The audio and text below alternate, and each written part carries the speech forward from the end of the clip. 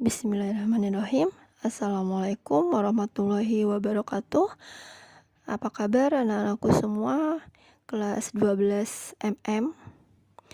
Ibu berharap semoga kabar kalian pada hari ini dalam keadaan sehat walafiat sehingga kalian semua bisa mengikuti pembelajaran matematika dengan lancar. Nah, untuk pembelajaran kita kali ini, kita akan belajar materi baru, yaitu tentang statistika. Sebelum belajar lebih jauh tentang statistika, sebaiknya kalian memahami dulu apa sih pengertian dari statistik dan apa itu statistika.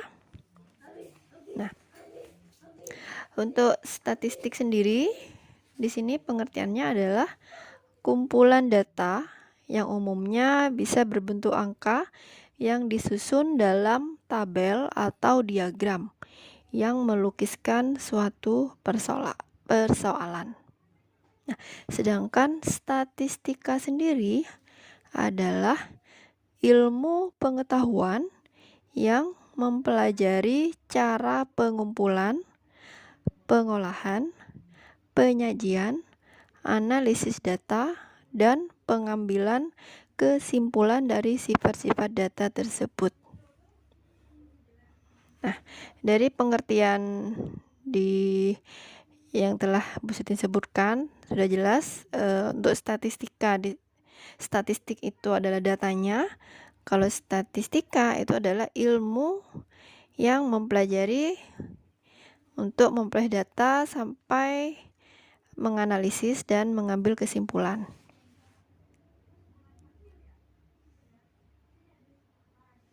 Nah, setelah kalian memahami tentang pengertian statistik dan statistika, selanjutnya kita akan belajar mengenai penyajian data. Penyajian data di sini ada dua bentuk. Yang pertama dalam bentuk tabel dan yang kedua dalam bentuk diagram. Kita bahas satu persatu dulu. Penyajian data dalam bentuk tabel. Di sini ada dua jenis juga. Ada tabel distribusi frekuensi tunggal.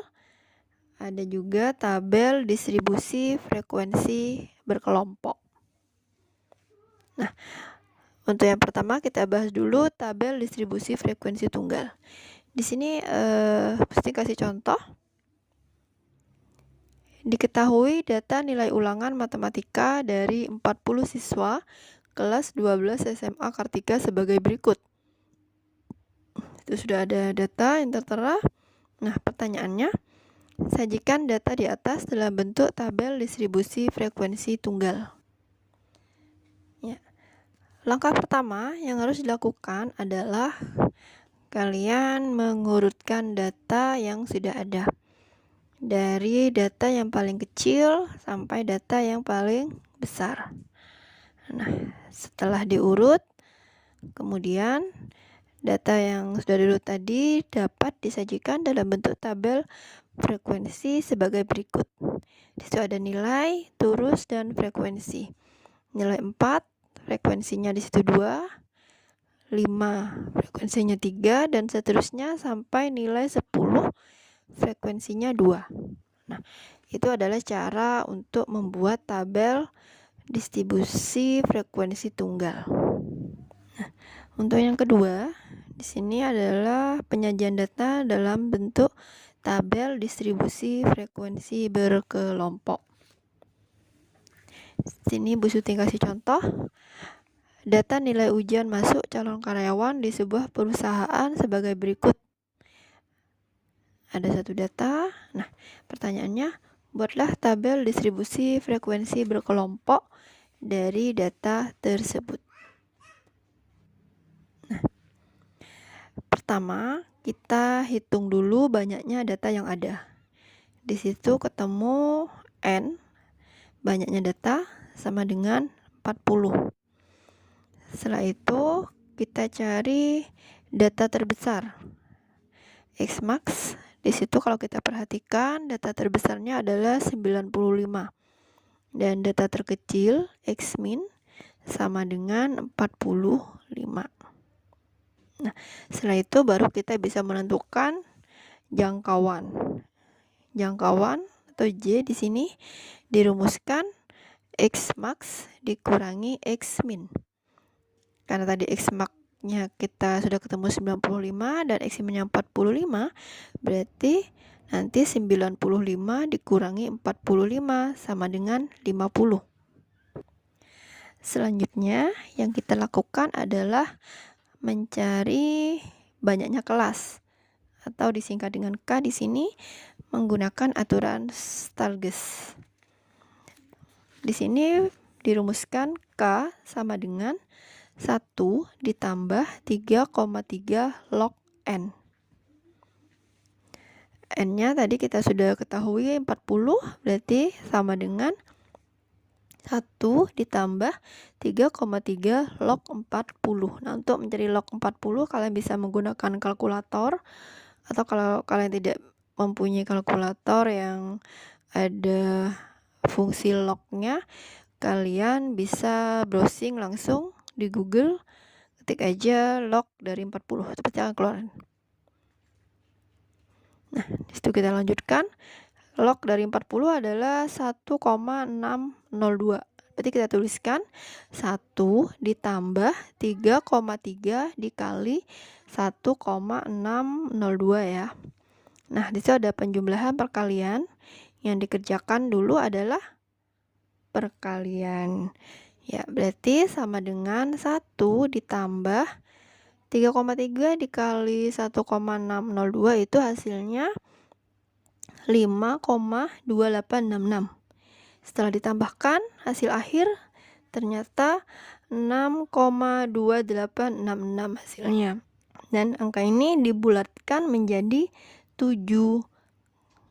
Sehingga untuk banyaknya kelas di situ ada 7 kelas. Nah, langkah selanjutnya adalah menentukan panjang kelas interval atau disingkat P di sini. P dirumuskan oleh J per K. J itu adalah jangkauan, K sendiri adalah banyak kelas. Jangkauan tadi kita peroleh 50, kelasnya 7, berarti 50 dibagi 7, hasilnya 7,14 dan dibulatkan menjadi 8. Seperti itu. Jadi diperoleh panjang kelas intervalnya adalah 8. Nah, dari langkah pertama sampai terakhir sehingga dapat disimpulkan panjang kelas sama dengan 8, banyak kelas sama dengan 7. Dan kita ketahui juga batas bawah untuk kelas pertama adalah 45. Karena kalau kita cek tadi data terkecilnya X min-nya adalah 45. Sehingga dengan demikian kita bisa memperoleh kelas 1 45 sampai 52. Karena di situ data terkecilnya itu 45. Kenapa sampai 52? Karena panjang kelasnya adalah 8. Berarti nanti kan 45, 46, 47, 48, 49, 50, 51, 52. Nah, itu ada 8 panjangnya. Nah, untuk selanjutnya kelas 2, berarti kita lanjutkan dari 52, setelah 52 berapa? Oh, 53. Nah, 53 sampai berapa? Kita hitung lagi. Yang pokok hasilnya nanti panjang kelasnya adalah 8. Berarti kita mulai dari 53, 54, 55, 56, 57, 58, 59, 60.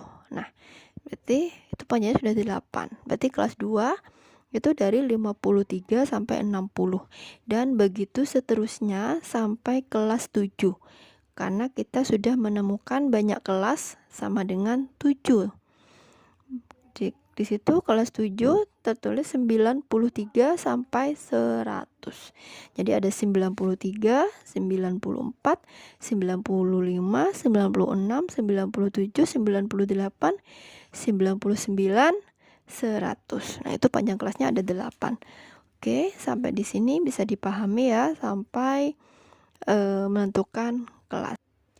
Nah, langkah yang terakhir selanjutnya adalah menentukan frekuensi tiap kelas menggunakan turus atau tali dalam tabel distribusi frekuensi berkelompok, sehingga diperoleh di situ dalam satu tabel ada nilai 45 sampai 52. Kita tentukan, oh ternyata kita hitung ada 5, dan seterusnya sampai 93 sampai 100 itu ada berapa anak? Oh ternyata ada 2 anak, sehingga untuk tabel distribusi frekuensi berkelompoknya sudah selesai seperti itu. Mungkin ada pertanyaan, kalian bisa langsung japri ke Bu Sutin via WhatsApp.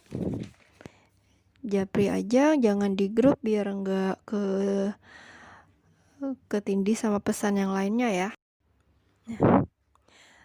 Untuk penyajian data selanjutnya, yang kedua yaitu adalah bentuk diagram.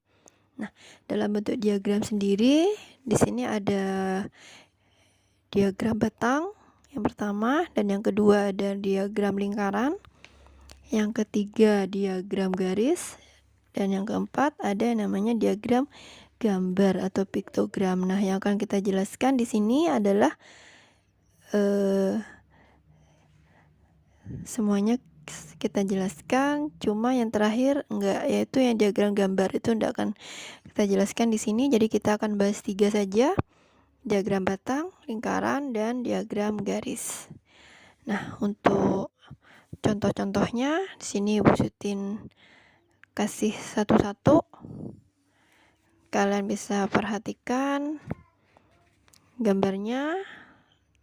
Nanti kalau memang ada yang belum jelas, Bu Sutin akan kasih keterangan. Nah, mungkin untuk penyajian data dalam bentuk diagram ini Bu Sutin jelaskan untuk yang diagram lingkaran saja, karena kalau untuk batang dan garis insya Allah kalian sudah paham dengan hanya melihat gambarnya. Nah, untuk diagram lingkaran di situ kalian perlu melakukan sedikit perhitungan. Di situ sudah ada contoh diagram lingkaran untuk alat transportasi untuk bepergian. Di situ ada bus, mobil pribadi, pesawat terbang, dan kereta api.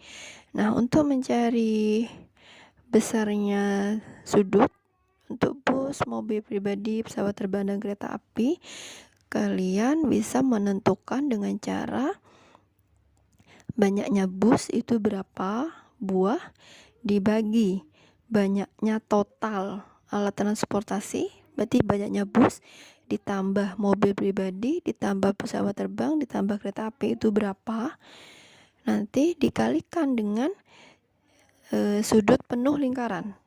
Sudut penuh lingkaran itu adalah 360 derajat.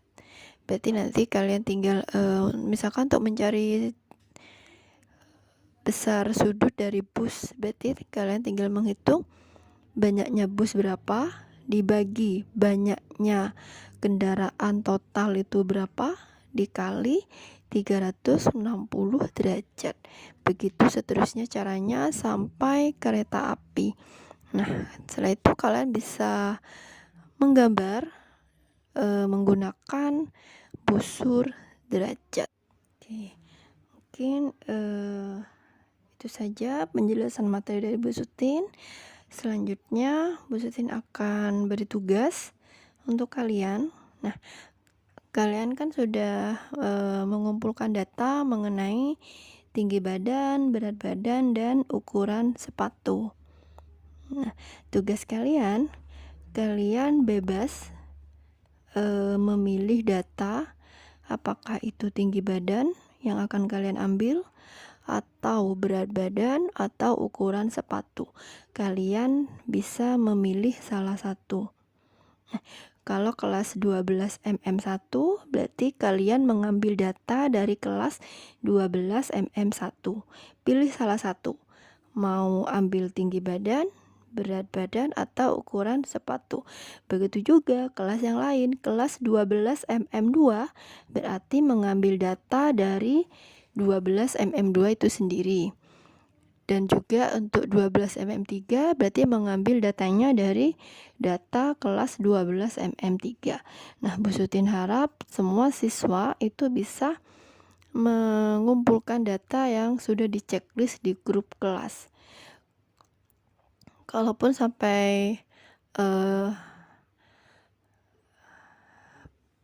tugas ini diberikan, data yang ada masih belum terkumpul, ya udah berarti kita pakai data seadanya yang dikumpulkan oleh teman-temannya. Tapi Bu Sutin berharap setiap anak bisa menyetorkan data. Jadi nanti biar lengkap datanya dari masing-masing kelas. Paham? Nah, itu tugas yang pertama, mengumpulkan data. Berarti nanti kalian tulis data yang sudah ada di grup itu sesuai kelas masing-masing ya.